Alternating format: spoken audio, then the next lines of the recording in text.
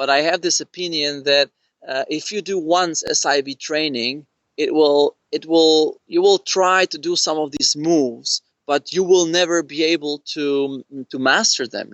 You will never be able to do it on your own easily and without fear. So it does sometimes make the people have even more fear, because they try to do a stall during SIV trainings, but it didn't always work out well, and they might have a fear to encounter it in the real life. So I think when I started training, somebody told me, "Oh, you have to do 200-300 full stalls," and I was like looking at him and wondering, well, I have 50 and I feel I control it, but then I did 300 and I was like, "Oh, this guy was right." That was Ondrej Prochazka recounting how important it is to work on things like stalls and not just doing it in one SIV, but doing it hundreds and hundreds of times.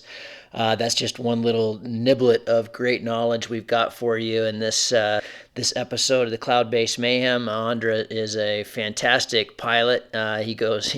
He switch. He, like I like to say, he goes both ways. He just set the world record for the Esfera, so he's super dialed in acro pilot, competitive acro pilot, but he's also a very skilled cross country pilot. I was just flying with him down in Mexico at the Monarca, and I actually met Ondrej training with Aaron Derigati last May near Aaron's hometown of Murano. Aaron was on a previous episode of the podcast, but I was really lucky to be able to hook up with these guys for a couple days and train in his neck of the woods. Ondrej has been Aaron's supporter in the last two editions of the X-Alps, and will be this summer at the X-Pier, and again in 2017 for their third go at the X-Alps. So this is a really cool talk. We talk a lot about safety and how he got into acro because he didn't feel like his approach in cross country was putting him in some dicey situations, and he wanted to learn how to control his wing better. So there's some really valuable stuff. Right before we get into it, just a few logistical things. Thank you all again for your generous donations. I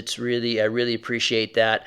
They go a long ways to making this whole podcast viable. We don't fund things with sponsorship. We just do it through your good dollars there. So thank you very much. I appreciate that. I've also posted a thing about a week ago on Facebook. I'm putting together we're going to do kind of an in-between cast because as these podcasts get out to more and more people, I'm starting to take a lot of questions through email and that kind of thing, and I've built up this list. And so if you have anything you want to ask me about the X-Alps or about training or about, I've been writing lately, I've just started a column for cross country, a lot of different things. I'm certainly no expert, but if you have any questions for me on sponsorship or whatever, you ask me anything you want. If you're curious about any things we're talking about here on the podcast or just with me or things you haven't seen answered, then shoot me an email through cloudbasedmayhem.com or hook up with me on Facebook and send it to me there. And at some point here, I'll put out this kind of in-between cast, and I'll just answer all of your questions. So feel free to reach out. So yeah, Ondrej Prochazka, let's get on with the next episode. I think you're going to enjoy this, and see you on the other side. Cheers.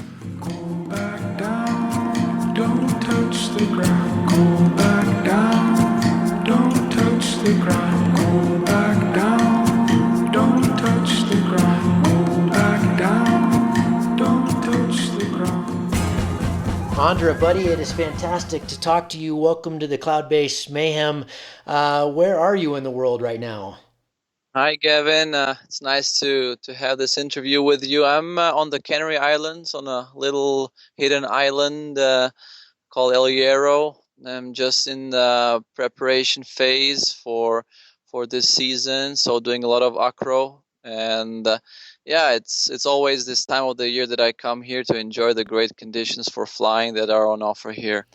And, you've got a really interesting history. In my experience, people kind of go either acro or cross country, but you and I were just flying around together down in the sky at the Monarca in Mexico. And at the same time, you were out, and I believe you just broke the Esfera world record. For the listeners that don't know what the Esfera is, I believe, and correct me if I'm wrong, Ondrej, but it's an off-axis infinity tumble that Pal Tackett's created, and you just broke the world record. Is that correct? Yes, actually, just before we met, I was having this little project, and you're right. It's a maneuver that is consisting of basically three phases: a rhythmic sud, then you enter infinite, and then you're dropping back down in anti-rhythmic. So basically, it's also a way how to get an infinite through the rhythmic sud, and Paul, I think, uh, invented it through basically trying all different things associated with this. And I mean, it's a kind of a physical maneuver. It's you don't do so many. I did just 9 Esferas. It's not a big number, but physically it feels, because usually the rhythmic, it's like doing some turns of infinite. So probably altogether 9 Esferas could be more than 150, around 200 turns of infinite actually. Wow, okay. I didn't know that because I was reading your blog and I watched your video. I would encourage the listeners to check that out online on your website.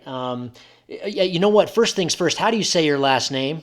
Prochazka. Prochazka. It's in English would be Walker. So actually, my name would be like Andrew Walker, but it's so hard to pronounce. It would be wonderful if I would have a English name. It's yeah. That's funny. Yeah, and I read from your on the blog, and when I watched that video, you said it was really exhausting. And I know the Infinity puts you through a lot of G-force, but why is the Esfera so exhausting compared to the Infinity? Well, it's not more or less exhausting. It's like a different kind of like physical. I mean, there's a lot of force, and I was speaking with a few people that are learning rhythmic and anti-rhythmic, and it's a lot of G-force that is asymmetric. So it's also a lot more physical, because once you enter the infinite and you do, let's say, an infinite record, you're kind of, let's say, centered, and you're in doing just a few corrections to keep it going. I mean, of course, it's very physical to do as many as Horacio did. I mean, it's impressive how many he managed. But when you have to do the spheres, you always have to do a rhythmic to go up, and then you always have a lot more physical force, and that's kind of more demanding for some parts of the body. But of course, like maybe doing 50 of them would be super extreme. What is the maximum for the Infinite right now, and who holds that record? So actually, the infinite record was done by Horacio. I think it's like 586 turns. So it's an incredible feat what he did there, and he had to actually jump from a helicopter pretty high. It will be very hard for anybody to do more turns or get this record really broken. I mean, the Esfera is different. So if somebody went that high like Horacio did for his record, would be pretty interesting. Probably you would get like 10, well, let me 9 is for 2,000 meters. So you would be able to do probably like 30 Esferas, I guess. Oh wow, so it's a much more involved maneuver. 30 Esferas, I can't really imagine. Like that's going to be pretty insane. I mean, I'm sure that it's possible to somehow do it. Maybe like 15. I don't really know. I mean, like for me, 9 was already like uh, enough to tell you the truth. That was maxing out. Okay, so I'm super fascinated to learn about where do you come to this? How did you come to this point? What's your history and why the lean towards acro? What was the catalyst that got you into flight? I think this is an interesting story, because I never really wanted to focus or do acro. So when I started flying, I saw some acro videos, but I was like, okay, they exist, but nothing really that was inspiring me to do it on my own. So actually, after doing my first 300 hours of cross country, I experienced some situations which were not as clean. I had two events where I could have hurt myself, and I was always putting back the idea of doing an SIB training, because I was doing a really low budget life, and I didn't really have enough money to pay for an SIV training. So I was like, oh, I'm going to do it on my own somehow, but I want to do it above water. And I was always like back and forth. And then after all these hours and this experience, I was like, okay, no, I have to really start doing this training. And I was like, I'm gonna do it in winter after this cross season. And I started doing stalls, of course, with some input. I checked a lot on the internet and videos. I had friends around that were doing a lot of acro. And one day it just happened that there was a lot of fresh snow in the valley and no wind, because in winter there's very little valley wind. So I said, this is it. I mean, these are the perfect conditions to be safe, to have a safe box. And even if anything goes wrong and I have to throw one of the two rescues I had with me, I'm gonna be in powder snow. And I mean, I always dreamed about doing it. I mean, in my head I saw it like millions of times, how the stall is going to be and how it's going to work out. And I was really looking forward to the very moment of doing it. And the first one went well, and the second one went well. And then in all, I've spent like more than 7-8 days in a row, every day doing 10 rotations with the cable car. And I did like 200-300 stalls within a week or 10 days. So it was like a breakthrough, and I got to understand the wing really well. And I mean, it was still winter time, so I didn't stop there, and I kind of like started to experiment and trying some deep stalls and helicopters. And all of a sudden, then kind of the next stage was like, okay, I want to do helicopter with, or be able to do a helicopter with any wing I'm flying. And that was like the next stage when I kind of dropped totally into acro. And when was this, and where was this? This training that I was talking about was in Austria, in the Stubai Valley, which is kind of popular for winter flying as well, with the Stubai Cup being there every year in April, I think, or March. And there are pretty good conditions there. I mean, and also in many other places. And I think I did like the first, the basics, all the acro basics and like the SIV basics I did there in Austria. And then in summer, I moved on to Görlitzen, which is a really nice overwater flying site in Austria as well, which enables like super cheap living with a cheap cable car and overwater flying. And also a great community and a nice camping place with many pilots around. So as I totally, got into acro all of a sudden without really planning it. And additionally to that, like the summer and spring was really bad for cross-country flying, many windy days and a lot of overdeveloping conditions. So it all fit together, and I was basically training winter, then the summer, and then the second winter in a row, just acro. And I didn't have almost any cross flying within almost 2 years, and that was also the reason why I really got back into cross flying, because I was like, okay, I was really missing it, and I love flying cross country. And after 2.5 years, I was searching for also possibilities to fly cross on the good days, and you can really mix it well if you're in a good place. So that's interesting. So you really identified early on, you were a cross-country pilot, you got about 300 hours, and then you identified that, wait a minute, to do this safely, I really needed to learn acro, and that kind of became more or less your thing. What year was that? When did you learn? You mean acro or No, when you cross? first started. So I started flying in 2010. Yeah, that was my first flights, like, because I mean I didn't really get instructor like I didn't really get instruction a course. I got a glider from my friend, and I was kiting a lot before I started paragliding. And the reason why I started paragliding was that somehow I started to fly a little bit more with the kite, and I thought, well, hang on a minute, I mean I basically should be doing paragliding instead of kiting, because I really love the part of flying in kiting. So I did my own course, because I just basically switched a kite for a paraglide, and I did like 20, 30, 40 hours of ground handling and start to do little flights from a small training hill, and then I started to do bigger flights. And I mean, I after 2-3 months I wanted to fly legally and have insurance, so that was the time when I really started to search for a school that would kind of like do a quick course with me, because I was flying and I just wanted to get kind of like briefed maybe on some I don't know,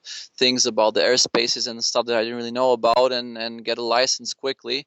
And then 2011, over winter I did some flying. In 2011 I did this big cross country season with the 200-300 flying hours, and then in 2012 in the winter I did this full sail training. And then it was like 2012 summer, the bigger one above water, where I learned infinite, and 2013 winter, where I kind of like polished a lot of the moves, and 2013 summer, basically second acro summer, I moved to Organia, which was for sure a breakthrough, because it's a great place for training above ground, of course, but making you fly a lot of hours acro in a row. And that was basically like this 2-year super intensive adventure, which finished up 2013 autumn, when I went to Chile to do a lot of ground training, like more kind of WAGA style, which gives you a lot of feeling for the glider as well, and helped me a lot in many aspects. And that was kind of like this 2.5 years of intense acro stuff. In all that time, Ondrej, did you ever have an accident? I I mean, I didn't have any accidents. I told you, like during cross country, like 2011 at the beginning, I did like really well. I did like, I don't know, like 600-700+ kilometer triangles and 160K one-way distance in the Alps. I mean, for my first season, and I did a lot of hours, I felt really comfy. I was controlling the glider, but because I wasn't really there with all the experience and everything, I had like these 2 moments where I could have really hurt myself, and it all finished well. But maybe you were asking about accidents in acro, and I mean, I didn't have any, to be honest with you.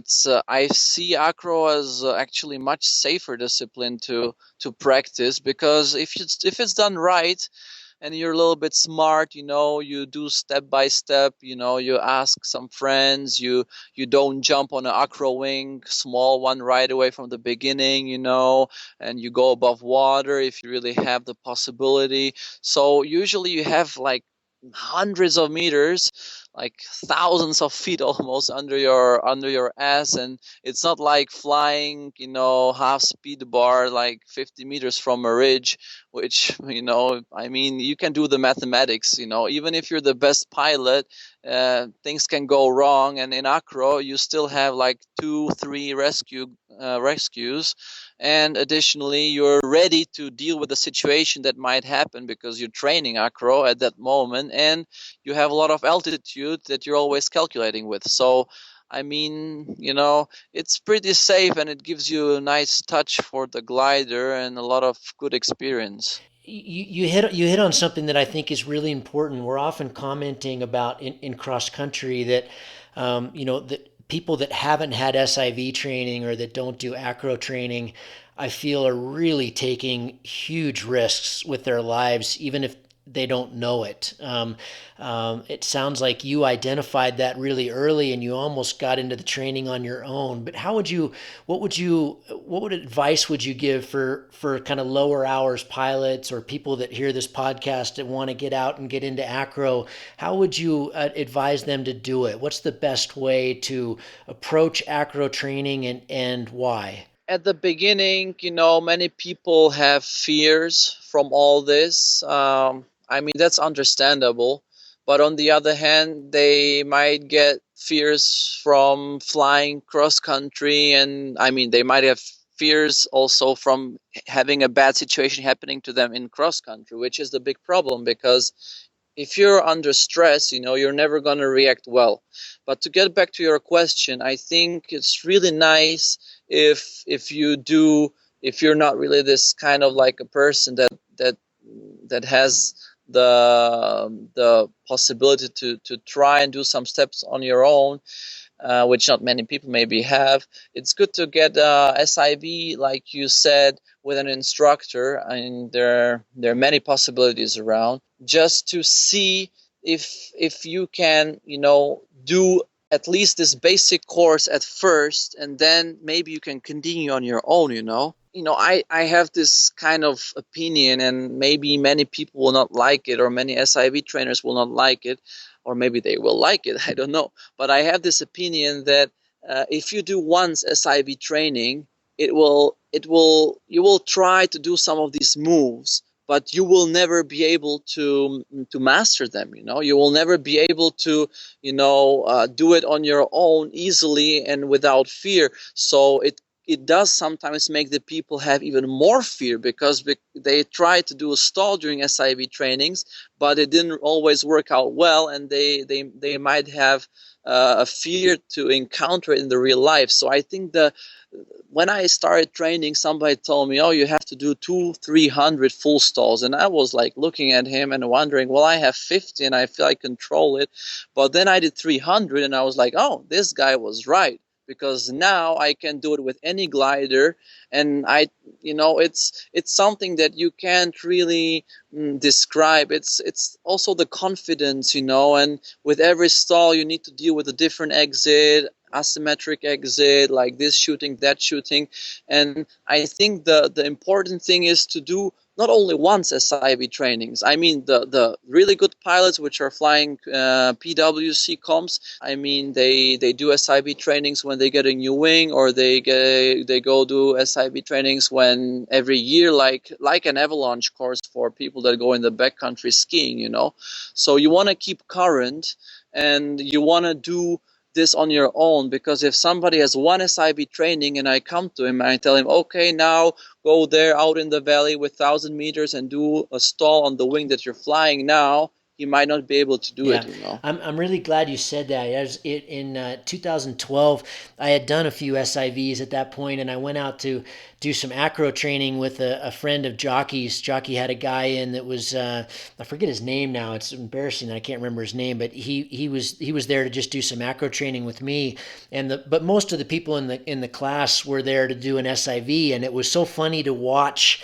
It's the build up. You do all those small things, and it builds up to the last day when everybody's got to do their full stalls, and that day everybody's just silent that morning. When they're getting the briefing from Jockey, and everybody's so scared and they're so nervous. And to me, it's like you really shouldn't be flying cross country until your stalls are like launching. I mean, there should be a non-event. It should just be something you don't even think about. It's automatic response. It's fun. It's not scary. It doesn't get your heart rate up, and that you can only do that from repetition, like you say, 300 times. And I'd be curious. I didn't know that you'd only been flying since 2010. You've had some amazing success. Would you credit that? You were saying you're flying 200 to 300 hours a year, maybe more. But even that, you've had a lot of success. There are not a lot of people flying those kind of hours. But what would you credit your success to? Is it dedication? Is it talent?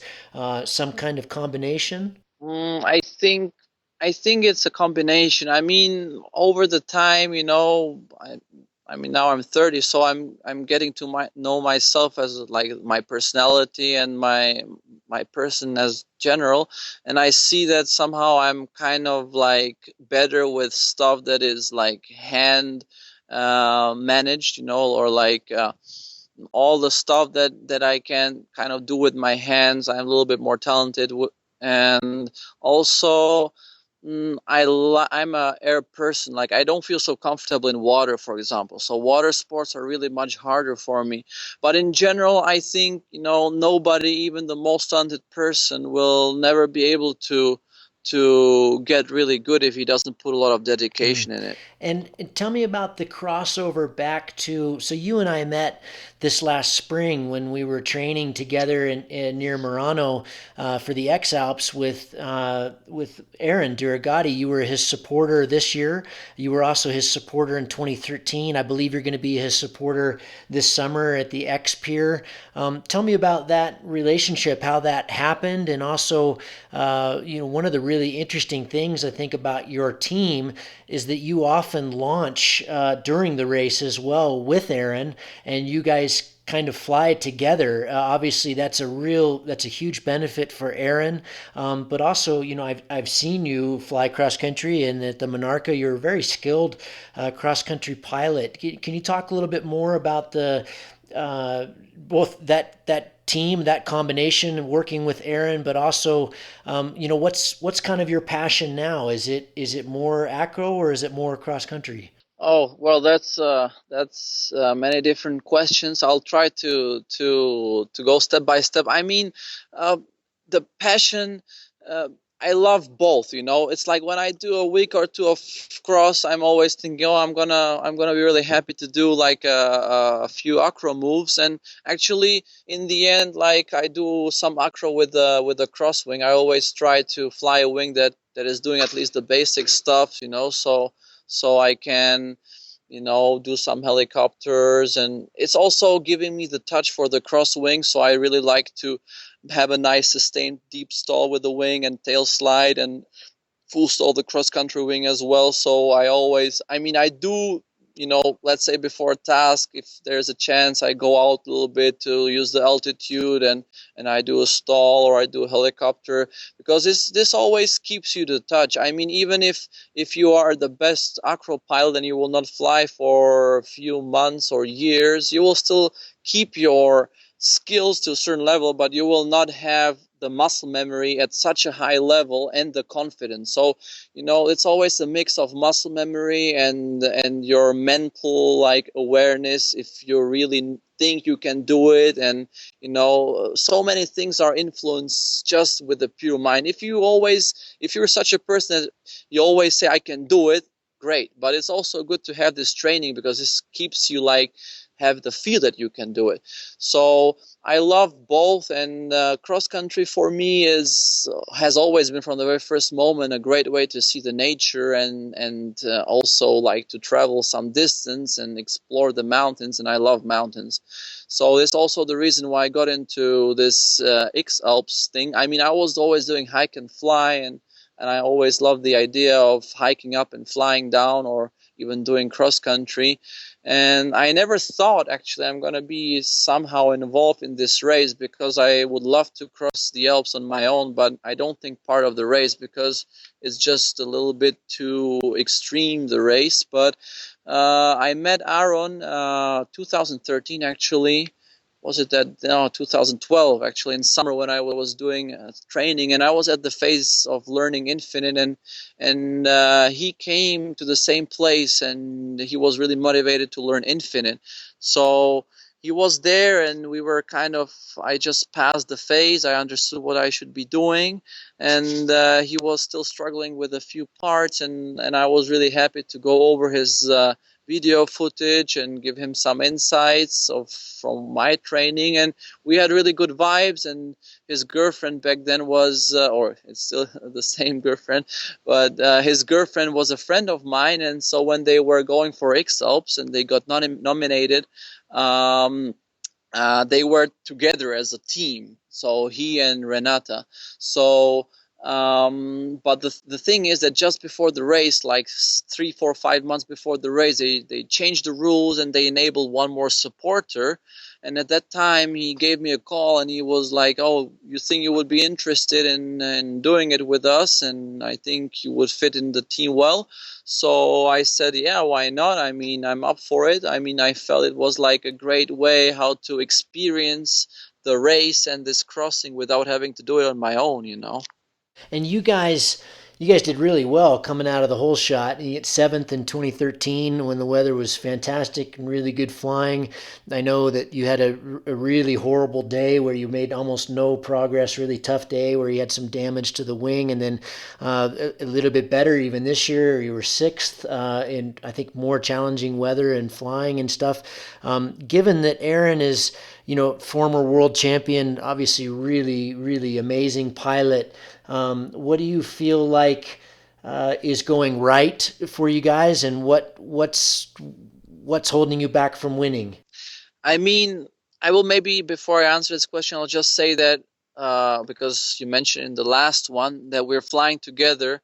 Like the first year, we didn't really fly that much together because, first of all, it was illegal. Aaron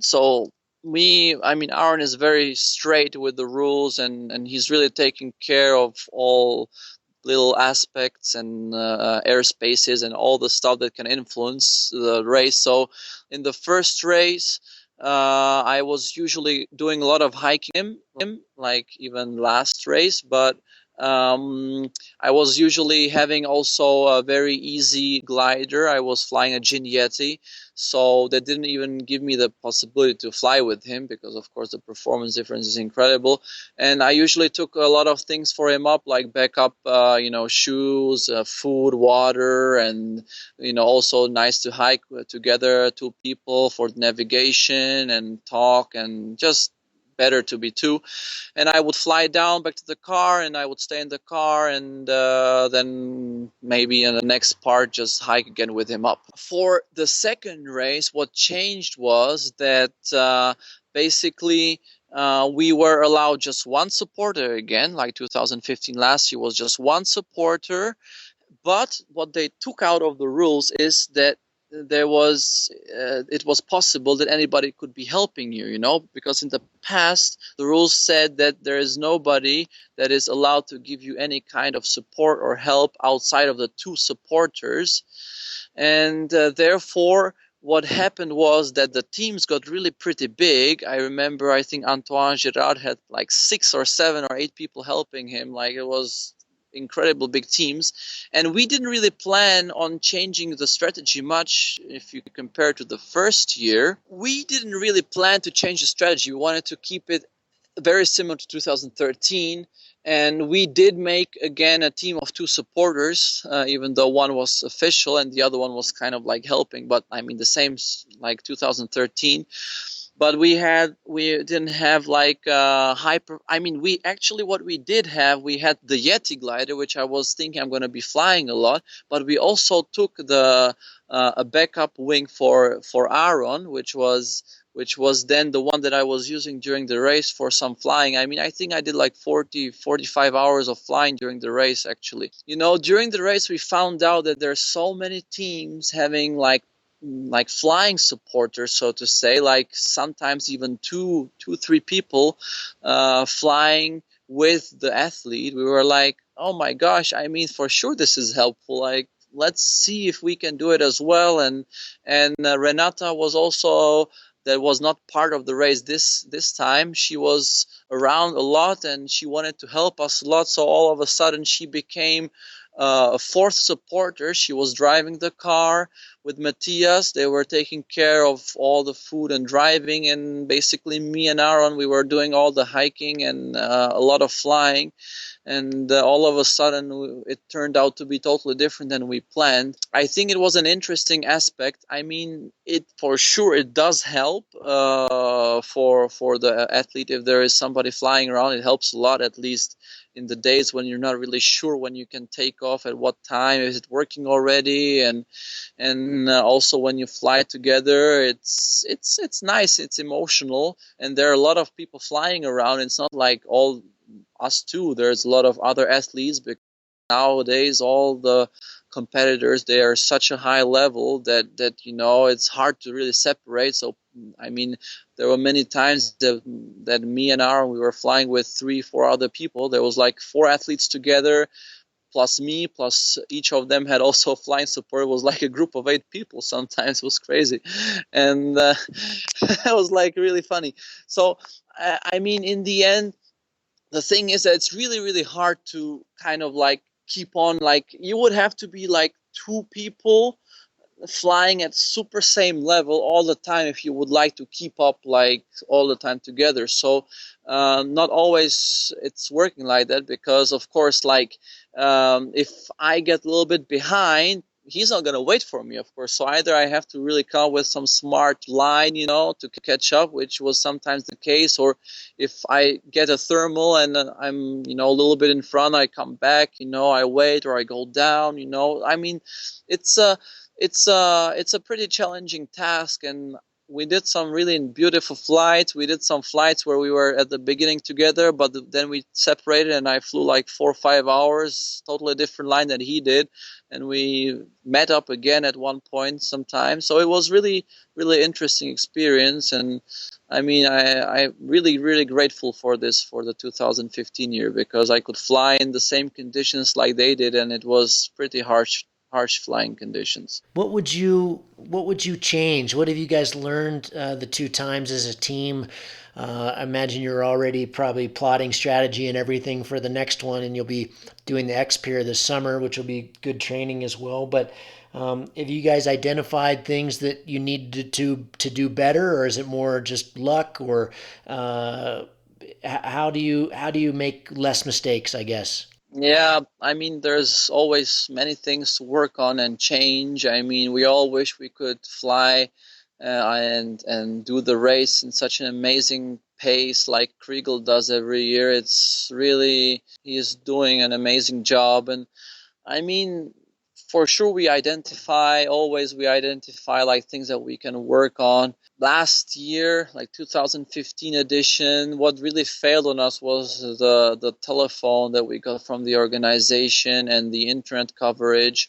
And internet is such a crazily vital element of the race. Like, it's amazing how dependent, we are, because of course, for example, if the supporter doesn't have internet, I don't have a clue where Aaron is, and I can't really come and help him or talk with him. And it's really alpha omega of the whole thing. So this really failed on us, and we were thinking about getting a satellite internet for the next edition as one little thing, like having at least 1 gig of satellite internet for those extreme situations, no matter what it's gonna cost. And I mean, on the physical side, I think Aaron is really on the top of the whole pack. I think that, I mean, he's also continuing to train like every day. He was training already one day after the race. So I mean, I think that that part. I mean, what he was almost diagnosed for overtraining. So I think he knows well how to really manage his training, and he has good support, like good trainers. So I think all this stuff is going to be always good. So we all need to just work a little bit on the, I mean, he needs to work a little bit on the flying side, because he's a great comp pilot, but he doesn't have these thousands of hours of cross country in trying different lines like Kriegel does, and this helps a lot during X-Alps. So he's getting so much better. Like this year was much better than the year before, but he's a very aggressive pilot, and when it's strong condition, it's really amazing for him. But X-Alp is also flying from early day till end of the day, so you need to be switching, a little bit the strategy and flying a little bit slower towards the end of the day. And I think he's getting there. It just needs a little bit more like going out and doing his own cross country in the Alps. And I mean, he already did it this last autumn. Like after X-Alps, he was going doing some random cross country around his home place. So this is exactly what he needs to be doing. And of course, we're working on all these little aspects. And I think, let's see. I mean, we're gonna be for sure strong for 2017, and we're gonna give our best, and let's see what's gonna happen. Yeah, you guys are a great team, and I'm, really one of the main teams to watch for sure. I sure had fun training with you, and it's been really good getting to know both of you as well. I couldn't agree more with your thoughts there. Ondrej, one of the questions I put out a thing that I was going to be speaking to you. One of the questions we got was, when you fly 200 or 300 hours a year, and you're going to Mexico, and now you're in the Canaries, and you'll be doing the X Pier with Aaron in Spain. Are you making a living from paragliding, or how does that work? Is it sponsorship, or because it seems like you're pretty much full time? It's an interesting situation for me now. I'm kind of living the sport, but on the other hand, for many people, would be like surviving, because I don't really have like a lifestyle of people, of normal working people. So you're living on the cheap. Yeah, exactly. So I'm really optimizing my costs and my budget. I mean, when I went to Mexico, I didn't really think there's a super final going to happen there. I didn't really plan to fly in the Monarch Open. I didn't really plan to do a Esfera world record. I didn't plan anything. I just saw a flight for 350 or $400, back and forth, and I said, okay, let's go to Mexico this year. A few friends of mine that I met in the past, they were like already telling me a few years to come and share the sky with them. So, I mean, the paragliding community actually is the one that I can thank the most for being able to live this kind of lifestyle. And of course, like Simple Life, a few sponsors that is keeping the whole motor, the whole engine running. And if you really want something, it's so simple. You can get it, but there's always a price to pay. So I mean, I don't have a flat, I don't have a car. I mean, I'm moving all year round. I mean, this time of the year is the best time of the year for me, because I'm always renting a flat and I'm staying in my own flat, and so I'm kind of like having more kind of a regular lifestyle throughout the year. Like in the summer, I probably this year I'm gonna train for the X-Pier, maybe train a little bit acro, and maybe do just some cross country with my backpack and cross the Alps. I mean, for that you don't really need a lot of money. In the end, it's like simple choices, but nowadays, once you get used to some kind of a comfort, it's really hard to get out of this comfort zone and live a simple life.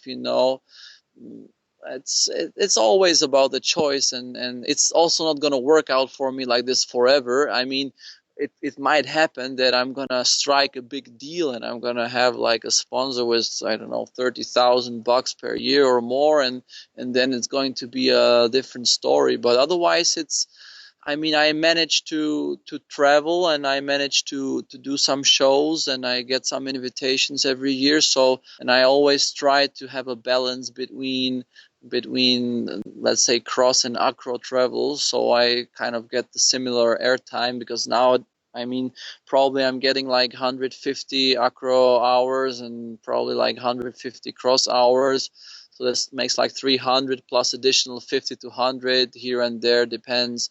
So I mean, like now, like this year or last year, I had like 350, I think, or 400 hours.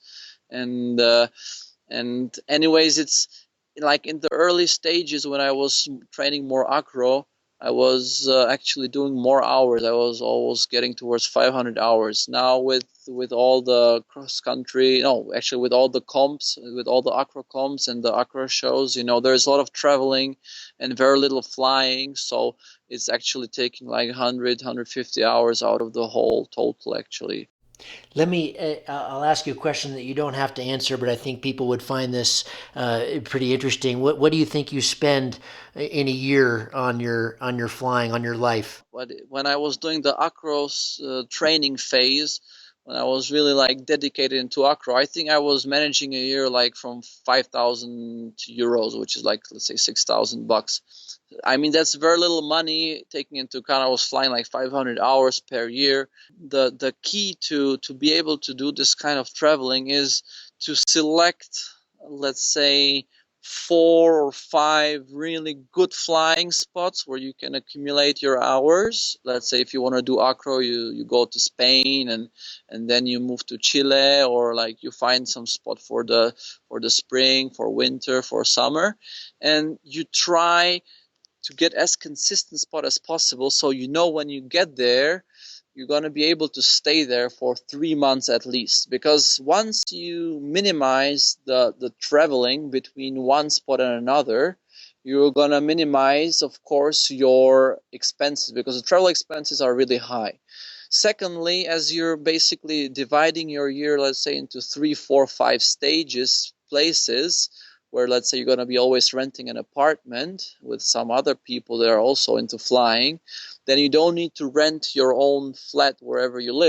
If you would think that you're going to be living in this city, you're going to be spending $6,000 for the apartment there, plus you're going to be commuting to the flying spot like every weekend. Like just this commuting to the flying spot back and forth and weekend flying is going to give you such a high budget with the flat that you can, travel the world and fly nonstop almost. So So tell me this then. How do you that it sounds like this is, a completely year-round pursuit for you. You're in your 6th, it's going on 7th year of flying. How do you stay, two questions. How do you stay motivated for it? And what is it about paragliding that has you so wrapped? What's so special about it for you? Well, paragliding is a great way how to really be in contact with the nature. I think it's the unique way to experience like flight, because there are many other sports, let's say skydiving or wingsuit flying, which are really, really cool. I am sure about that. I don't have so much experience in this area, but it's a short moment and high adrenaline, let's say. And many people, when I fly tandem with them, they're like, wow, this is so calm, and relaxing, because paragliding is relaxing actually. And it's a good mix of sportive elements and experience and all those chemicals we like, the endorphins and dopamine and serotonins, and there's also a bit of adrenaline there as well, I'm sure. So I think this is the key why whenever I'm, sometimes you're right that the motivation can drop, but it's really funny that when I get back in the air, I'm like really, really happy and motivated. But it's not like when I was starting with paragliding, I was really obsessed. I was like watching the weather and I was like, okay, it's flyable, let's go. Or when it was not sure it's flyable, I was like spending even 2 hours like thinking if it is flyable or not, checking the mountain from the window, checking the weather stations, the conditions, and thinking maybe it might be possible, maybe not. Should I go? Should I not go? I don't have these stages anymore. So I go when it's good, and I try to be very efficient, because there's also some work to be done, and organize, and do some sponsor stuff or think about projects, make videos, which I like to dedicate my time in. So I'm always like, when it's not sure, it's not flyable, I'm really happy not to fly, because I'm flying so much, I'm like, oh, it's okay. I mean, I'm happy to have a day rest, and I'm taking all these dull moments, out. And sometimes people feel, oh, you're not motivated to go flying, I don't see the passion. It's just because I'm not sure if it's worth it, and another day I'm gonna be up there and I'm gonna be really happy about it. So it's sometimes it's a little bit hard to keep on maintaining the acro part, because if you go and train 3 hours and you're training all the time the same moves and you're doing this every day, I mean, I'm sure, like, I'm not flying acro for such a long time, like, let's say Horacio or some guys out there, and I have big respect to see Horacio to train, like, I mean, in Chile I saw him train 5-6 hours without stop, and I was like, wow. I mean, I'm impressed after being like 6, 7, 8 years, I don't know how many, doing this all the time over and over again. I mean, big respect. For me, sometimes I'm doing it because I like the sportive side. I really love to move, so acrobatics is very physical, at least for the abdominals and the upper body. It's not so much for the legs, but it's really physical to do like training in very good dynamic sites where you can do every 6 minutes, you can do a 2-minute, 3-minute run where you're sweating and you're like running a marathon. So I mean, here on the Canary Islands, when I train, I go for 3 hours. And today I took my friend for his first session. He's like, he's now sleeping, because he's ruined. So, Ondrej, when you mentioned you're 30, are you living kind of moment to moment right now, or do you have goals in the sport? Or when you look at, say, 35 or 40, I know some people do that and some people don't. I've never been one to make plans for the future, but do you have plans for the future and goals? I'm more or less like you. I don't really have like super long-term goals, like where I would like to be. How to say it? I don't. I'm not a competitive person actually. So if for some people the goal would be to become a world champion or to win a gold medal or whatever, that wouldn't be my goal, because it's such a little thing that it's more of a like egoistic thing. So I mean, a few years back, before I started flying, I was or let's say 10 years back, I was a city kid. I grew up in Prague, and I was not really sportive. Whenever you're a city kid, like a big city kid, let's say, you don't have the opportunity. I have a few friends who got born in the Alps, and I was always dreaming, to because I was doing a lot of snowboarding. I was always going to the Alps, and I was dreaming to be born there. But when I was like 22, or 21, I thought like I need to change my life. I don't want to say I wasn't happy, but I was thinking a lot about healthy lifestyle, and I was thinking I was totally transforming the way how I eat and what I eat. And at that time, I also got to understand that, eating healthy is not the whole story. You need to move. You can eat total trash, but if you're doing a lot of sports, you're going to always get, like the body's going to be kind of healthy. But if you eat super healthy food, bio, whatever you want, and you have no movement at all, you're not gonna be cutting it. So at that time of like being like at that age, I thought, okay, I'm just gonna try to get out of the office. I started studying university again. I started to do a lot of sports.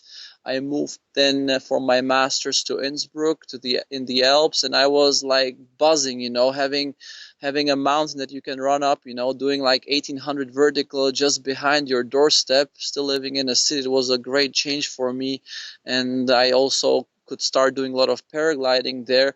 So this was the motivation, and the long-term goal became more like I want to have a healthy lifestyle, a sportive, and in the nature, be as much in connection in nature as possible. This is still my goal, and the way how to achieve it is not always easy, because you know how it is. We need money. We need to earn the money. We need to work. We need to be in the office. How to get rid of the office, how to get out of the office, not sitting in front of the computer like an office rat, like probably 95% of the working people have to be doing at this moment. So this was the idea, and I never thought it's going to be through paragliding, doing the sport on, let's say, a professional level in a certain sense. But somehow over the years it became this kind of situation, and I'm always super grateful. I mean, I have a minimalistic life, but I spend so much time outside, and what I was always dreaming about probably like 8-10 years ago is now kind of reality. And now it's just a question, because I'm entering this phase of transformation for sure in the next years, how to maintain it, how to see if it's possible to have let's say, a fixed place where to live, maybe a house or rent, whatever, have more of a base, how to, if it's possible, to bind it with a family, if it's possible to have this kind of a regular environment while still keeping the possibility of being out of the office as much as possible in the nature. So it's a very thin balance and a very complicated aspect of everybody's life. And for sure, at the moment, it's really hard for me to think about these things, because how can I have a serious relationship when I'm every, let's say, 6, 7, 8, 10 weeks in a different place, you know? Yeah, and I would say, as I often do about my life, these are good problems to have, aren't they? Yeah, it's yeah. you've got plenty of time to figure it out, and there's no rush. And I think that's where a lot of people, I think, make a mistake when they come out of school, is they rush because they quote unquote have to be doing something or should be doing something. And our life is a short journey. We don't have a lot of time, so there's no reason to, but there's no reason to rush it. Exactly. Yeah. Andre, this is fantastic. We're just about at an hour, so if you don't mind, I'm going to ask you. A friend of mine who lives in Innsbruck, actually, Max, put me onto this Proust questionnaire that I really I love. So I'll ask you a few. These are just kind of like quick fire questions. You don't have to answer them Yep. quickly. You can answer them long, but I'll just ask you a few, and then we'll sign off. I really appreciate it. I know it's getting very late in the Canaries, and I know you want to get to bed. And you got some training to do. So, okay, so here we go. No, actually, I'm super fit. You're ready. You pounded your friend, but Yeah. you're okay. Oh yeah, I mean, I'm training like 3 hours a day every day, so I don't feel it. I mean, I could train longer, but it's, I don't like to overtrain as well, because that's the problem with acro, that just that I put this little thing inside, that when you train a lot, you will have a lot of problems with your tendons in your arms, and it can get a little bit. I don't think it's because I'm on this healthy lifestyle approach. I don't think it's really good long term to do this. It's like having a tennis arm. So I think similar thing can happen in any sport. I think like hike and fly is probably one of the healthiest ones, but it's like you want to be training in a specifically intelligent way, so to say. But let's get on with this question. I'm pretty interested in Okay, it. okay. What is your favorite word? Oh fuck. Nature.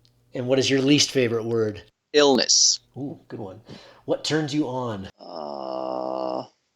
Good food. Mm, you and me both. What turns you off?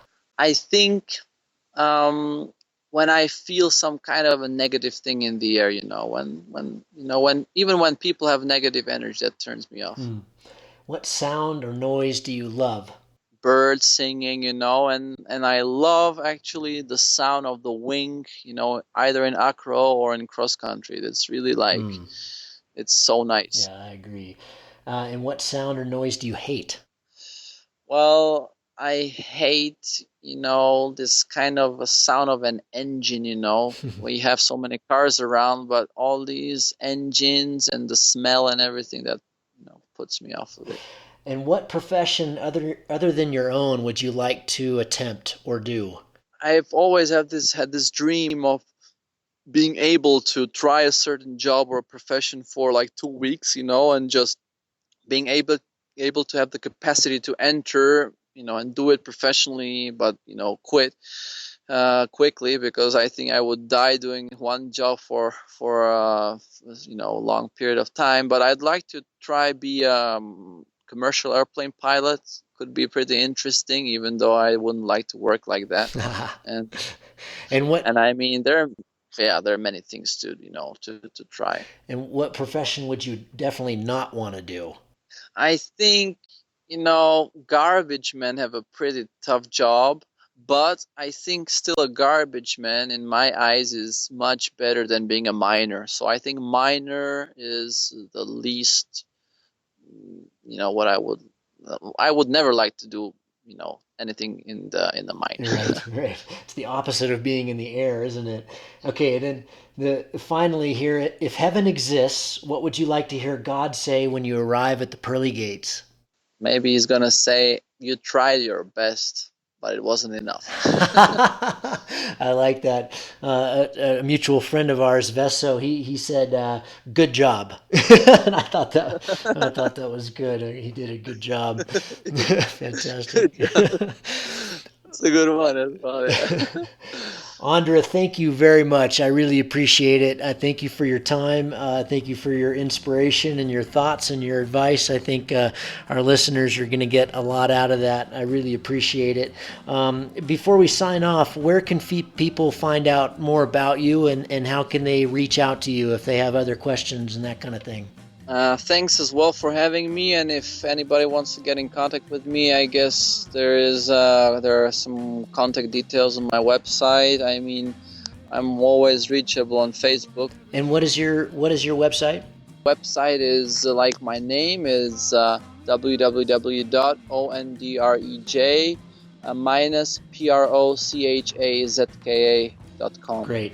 Ondrej, thanks very much, buddy, and we'll see you when we see you. I'm sure I'll be seeing you soon. I'm going to be in Europe in July. I wish you guys the best of luck for the X-Pier and for your acro competitions and your cross-country flying, and we'll see you soon, buddy. Thank you. Thanks a lot. See you in the Alps soon, mate. Take care.